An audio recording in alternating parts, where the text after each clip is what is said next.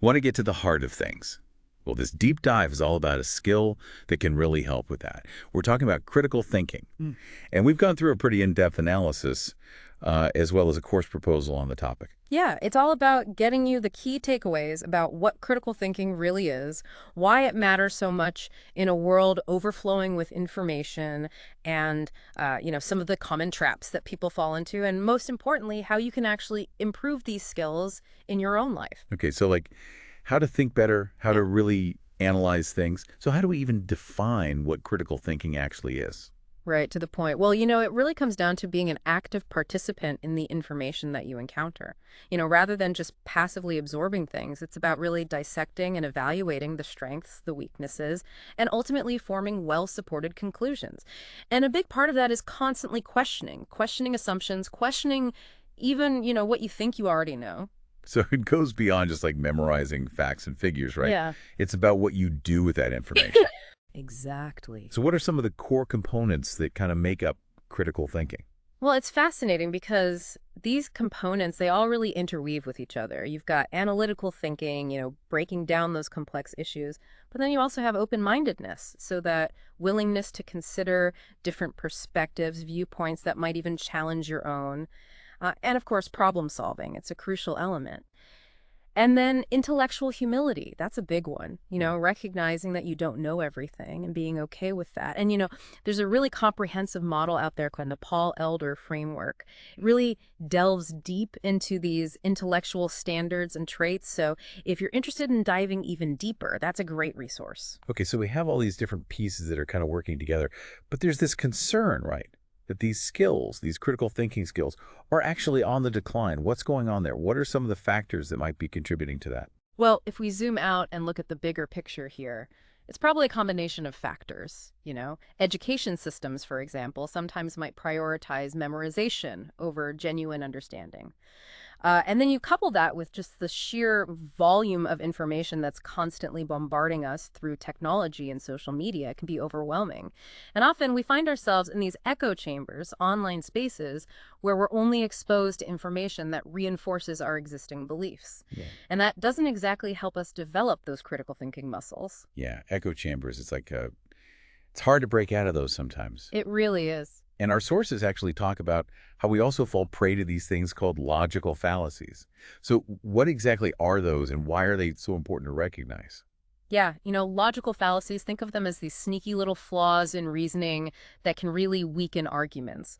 Now, being able to spot these fallacies is absolutely crucial, especially if you're trying to make sound judgments, because they can really distract us from the real issues at hand.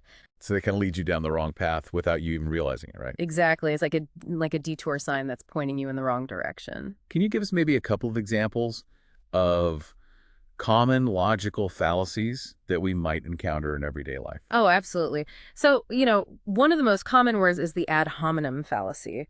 And this is where instead of addressing someone's argument directly, you attack their character. So, like, imagine someone dismisses someone else's opinion on climate change just because they drive an SUV. It's like, well, hold on a second. Yeah, it's not about the person. It's about what they're actually saying. Exactly. And then there's the straw man fallacy. This is where you misrepresent someone's argument, but in a weaker form to make it easier to attack, Yeah. kind of like building a straw man that's easy to knock down.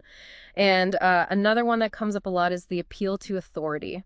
This is where someone claims that something must be true simply because an authority figure said it. But the catch is that authority figure might not actually be an expert in that particular area.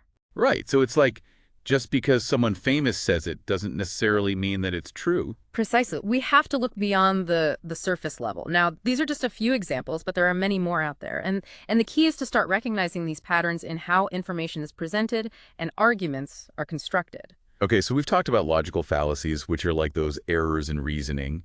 But what about those mental shortcuts that we all take?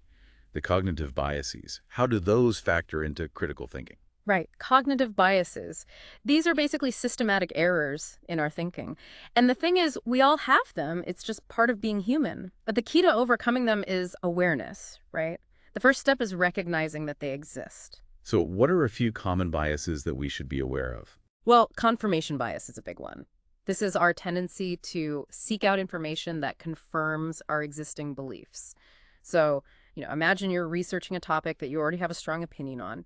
You might find yourself unconsciously focusing on sources that agree with you and kind of filtering out those that don't. It's like we're looking for evidence to support what we already think. Right, like seeking out information that makes you feel good about your existing beliefs. Exactly. And then there's the availability heuristic. This one makes us think that things that we can easily recall are more common or important than they actually are.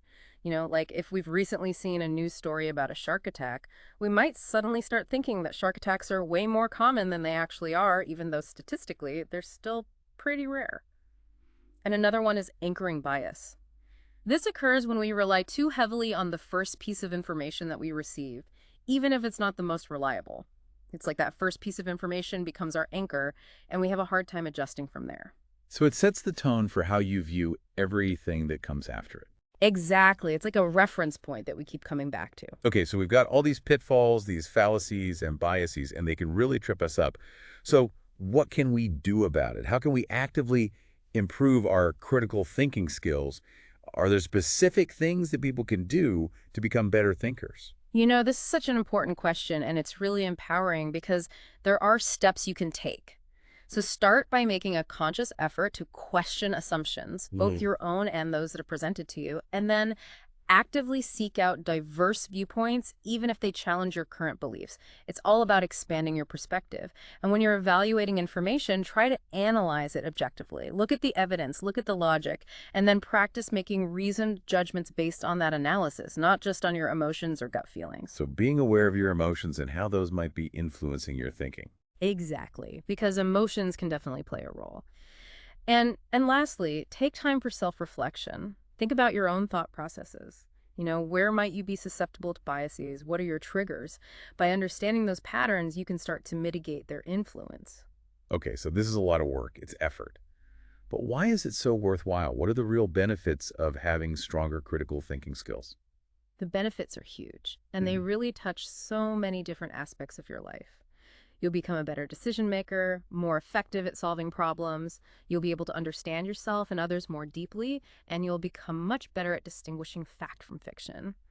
And ultimately, it empowers you to navigate the world with more clarity and confidence. So it's not just an abstract skill. It really has tangible, real-world implications. Absolutely. It's about being an active and discerning participant in the world around you. And on that note, think about this. With the constant stream of information that we're exposed to every day, how might consciously trying to identify just one logical fallacy or cognitive bias in the information you consume, how might that actually change how you understand the world? It's something to consider. Thanks for joining us for this deep dive.